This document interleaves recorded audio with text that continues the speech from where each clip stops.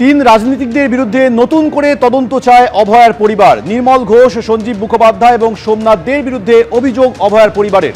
তিন নেতাকে তদন্তের আওতায় আনার জন্য আবেদন করেছে অভয়ার পরিবার। সরাসরি কথা বলবো, সুকান্ত মুখোপাধ্যায় আমাদের সঙ্গে রয়েছে।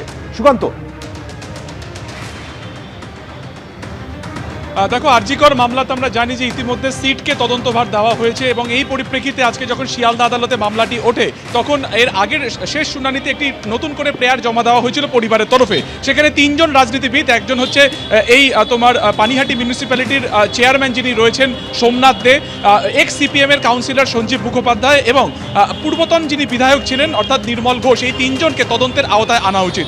এবং আজকে পরিবারের তরফে যে যুক্তি আদালতকে দেওয়া হয় কেন এই তিনজনকে তদন্তের আওতায় আনা উচিত, সেই কারণ যে ঘটনার পর যখন দেহ ময়নাতদন্তের পর আরজিকর থেকে নিয়ে যাওয়া হচ্ছিল তখন গ্রিন করিডোরে করে নিয়ে যাওয়া হচ্ছিল। বাবা মা যখন বাড়িতে ছিলেন সেই সময় বাবা মা না জানতেই বা তাদের অজান্তেই তাদের মেয়ের দেহকে নিয়ে যাওয়া হয়েছিল শ্মশানে শেষকৃত্যের জন্য। এবং তারা আরও অভিযোগ করেন যে গ্রিন করিডোর করে যেভাবে বা যত দ্রুততার সাথে এই দেহ শ্মশানে নিয়ে যাওয়া হয়েছিল কোথাও না কোথাও এর নেপথ্যে ষড়যন্ত্র রয়েছে।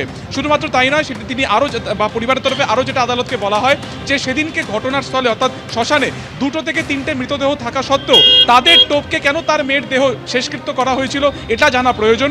এছাড়া যেটা আরও তারা বিস্ফোরক যে তথ্য তারা দেন, তারা যেটা বলেন যে এই তিনজনকে তদন্তের আওতায় এই কারণে আনা উচিত যে এই ইনস্ট্রাকশন তাদেরকে কে দিয়েছিল এত দ্রুততার সাথে। তার কারণ এই দেহ আরজিকরে ছাড়া তারা অন্য কোনো হাসপাতালেও বডি প্রিজার্ভ করে তারা ময়নাতদন্ত করতে চেয়েছিলেন, তার কারণ নিরপেক্ষতার স্বার্থে।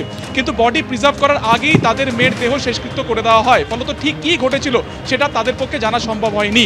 এবং আদালতে তারা এটাও বলতে থাকেন যে সিবিআই তাদের কোনো কথা শোনেনি। এর আগেও তারা এই তিনজন রাজনীতিবিদের কথা বারবার তাদের ভূমিকার কথা তদন্তের আওতায় আনতে চেয়েছিল, কিন্তু সিবিআই এক্ষেত্রে কোনো কিছুই করেনি।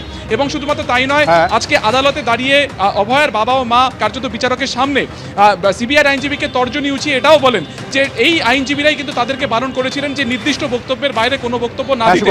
এবং কলকাতা পুলিশ যেখানে তদন্ত শেষ করেছিল তার বাইরে তদন্ত কোনোভাবে এগোয়নি। ফলত দুপক্ষের বক্তব্য শোনার পর আদালত আপাতত অর্ডার রিজার্ভ রেখেছে।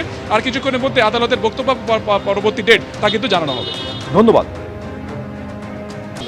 তিনজন হচ্ছে নির্মল ঘোষ, সোমনাথ দে এবং সঞ্জীব মুখার্জি। এদের এগেনস্টে যে এলিগেশন আমরা প্রথম থেকে সিবিআইকে জানিয়েছি, সিবিআই সেভাবে কাজ করছিল না, তাই আমরা একটা পুট আপ দিয়েছিলাম, প্রেয়ার দিয়েছিলাম শিয়ালদা সিজিএমের কাছে। প্রথম দিন ওর সিবিআই সময় চেয়ে না এবং একটা লিখিত উত্তর দেবে বলে এবং সেই লিখিত উত্তর দিয়ে বলে যে এই ব্যাপারটা ডিসমিস করে দাও। মানে এই ব্যাপারে আমরা অনেক কিছু করেছি, এই ব্যাপারটা কিছু দেখার কিছু নেই, এটা কোনো ব্যাপার নেই। কিন্তু সিবিআই একবারও বললো না যে সিট এসছে, তারা ব্যাপারটা তো যেমন সিটকে বলা হয়েছে হাইকোর্ট থেকে যে ডিনার থেকে একদম শেষ পর্যন্ত ক্রিমিশন পর্যন্ত তদন্ত করতে, তার আওতায় এরা আছে। সে একবারও তারা বললো না যে সিবিআই অ্যাডভোকেটরা যে সেই সিট এই টিমটাকে দেখবে, এই ব্যাপারটা দেখবে। এই বিল্ডিংয়ের 4 তলায় বসে আমাকে শিখিয়ে নিয়ে যাওয়া হয়েছে এবং আমাদের বাড়িতে গিয়ে আইও সীমা পাউজা আমাকে বলে এসছেন এর বাইরে কিছু বললে সঞ্জয়কে আমরা আটকে রাখতে পারবো না, সঞ্জয় ছাড়া পেয়ে যাবে, এই ভয় দেখানো হয়েছে প্রথম থেকে। না, আমরা লিখিত অভিযোগ দেইনি, এই কথাটা বলছি। সুমিত রায় তফাদার দেখলেন একটা ডেড বডি না জানি না, উনিও জানেন না, তো তার গায়ে কোনো বস্ত্র নেই, তখন উনি একটা কম্বল চাপা দিয়ে দিলেন গায়ে। এটা উনি ডাক্তার হয়ে যে করলেন এটাও তো উনি অপরাধ করলেন। উনি কেন আসবেন না তদন্তের আওতায়? তাছাড়াও